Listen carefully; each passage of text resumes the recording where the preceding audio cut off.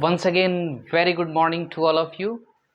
And in this video, we are going to discuss simple future tense. In previous videos, we have discussed a lot of things regarding simple present tense, present continuous tense, present perfect tense, present perfect continuous tense, and the kinds of past tense as we have discussed. But today we are going to discuss very new topic from future tense, simple future tense I have brought here for learning and getting understood this topic very clearly and very neatly in front of you all. So इस video में हम लोग बात आपका बहुत स्वागत है और मैं आपसे एक आग्रह करूंगा इस वीडियो को शुरू करने से पहले कि आप इसको सब्सक्राइब करें, लाइक करें और शेयर करना ना भूलें। बिल्कुल, तो सिंपल फ्यूचर टेंस के बारे में आज हम बात करेंगे कि इसको कैसे समझेंगे, कहाँ पर इसका इस्तेमाल होता है, किन जगहों पर सिंपल फ्यूचर टेंस का इस्तेमाल हम लोग करते हैं। दोनों तरीके से इसको समझेंगे, हिंदी से भी और इंग्लिश से भी, कि कहाँ पर इसका इस्तेमाल होता है।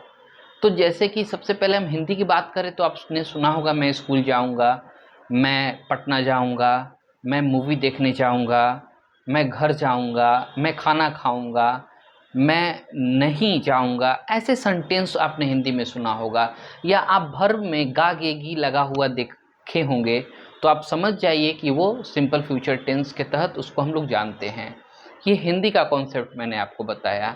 इंग्लिश में कॉन्सेप्ट कहता है सिंपल फ्यूचर टेंस का कि सिंपल फ्यूचर टेंस का इस्तेमाल हम उस एक्शन के लिए करते हैं जो कि फ्यूचर में खत्म होगा, which will end in the future time. Simple future tense कहता क्या है? सिंपल फ्यूचर टेंस हमारे आइडियाज को बताता है, हमारी जानकारी को बताता है, हमारे सोच को बताता है, हमारे थॉट्स को बताता है। अगर आपके दिमाग में आए कि सिंपल फ्यूचर टेंस क्या बताता है, तो सिंपल फ्यूचर टेंस हमारे सोच को बताता है, हमारे विचारों को बतलाता है। जैसे हमारा विचार क्या हो सकता है कि मैं अगले साल अमेरिका जाऊंगा, अगले साल मैं एक बिल्डिंग बनाऊंगा, एक मकान बनाऊंगा। ये हमारा सोच हो सकता है। बहुत सारी चीज़ें हैं जो आप फ्यूचर में करने के लिए थॉट्स क्रिएट करते हैं अपने दिमाग में, तो उसको कहने के लिए सिंपल फ्यूचर टेंस का इस्तेमाल करते हैं। मैंने हिंदी बता दिया है। तो पहला रूल मैंने लिखा हुआ है कि जो एक्शन फ्यूचर टाइम में खत्म होगा, फ्यूचर टाइम में जो है वो खत्म होगा, उस टेंस को कहने के लिए हम लोग सिंपल फ्यूचर टेंस का इस्तेमाल करते हैं।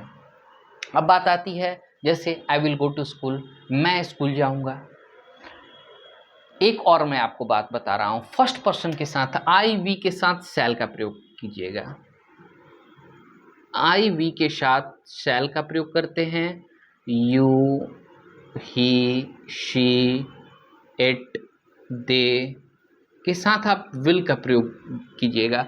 जब मैं मॉडल पढ़ाऊंगा तो ये भी बताऊंगा कि आई वी के साथ विल का प्रयोग कब करते हैं, और ये भी बताऊंगा कि यू, ही, शी, इट के साथ जो है शैल का भी प्रयोग करते हैं। लेकिन अभी आप जो है जनरल, मतलब कि जनरल तरीके से, मतलब सिंपली बेसिक लेवल से आपको मैं समझा रहा हूँ कि बेसिक अगर लेवल पे आपको शुरुआत जब आप कर रहे हैं तो सबसे पहले आप यही जानिए कि आई और वी के साथ शैल का प्रयोग करते हैं और यू, ही, सी, इट, दे के साथ विल का प्रयोग करते हैं।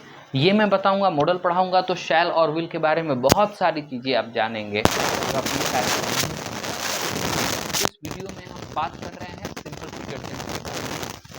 दूसरा रूल कहता है सिंपल फ्यूचर टेंस का, बात को ध्यान से सुनिएगा, काफी इंपॉर्टेंट है ये चीज़ों को जानना, और ये कंपटीशन लेवल पर हमेशा पूछता है। एसएससी का आप सेट निकाल कर देख लीजिए, और ऐसा नहीं मिलेगा तो आप कहिएगा, कमेंट कीजिएगा।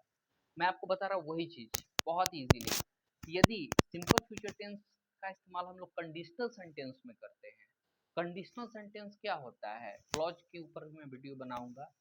और कंडीशनल सेंटेंस वो होता है जिसपे शर्त वाली बातें हों, कंडीशन की बातें हों, कि एक सेंटेंस दूसरे सेंटेंस पर निर्भर करता है। बेसिकली दो क्लॉज इसमें सेंटेंस में आप क्लॉज में देखते हैं, एक प्रिंसिपल और एक सबॉर्डिनेट। सबॉर्डिनेट क्लॉज वो होता है जो दूसरे क्लॉज पर निर्भर होता है, जबकि प्रिंसिपल क्लॉज वो होता है जो अपने आप में किसी भी चीज़ों पर निर्भर नहीं रहता है, किसी भी सेंटेंस पर निर्भर नहीं होता है।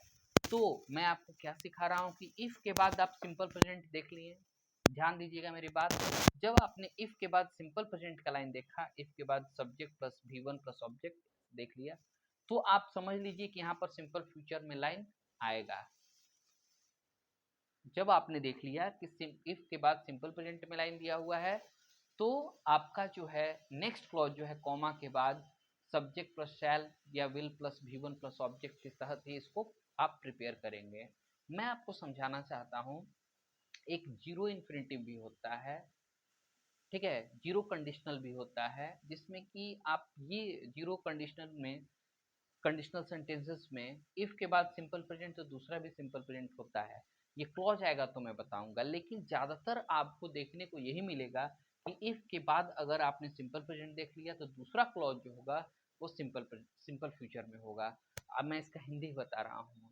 If you do hard labour, यदि आप कड़ी मेहनत करते हैं तो आप सफलता प्राप्त करेंगे।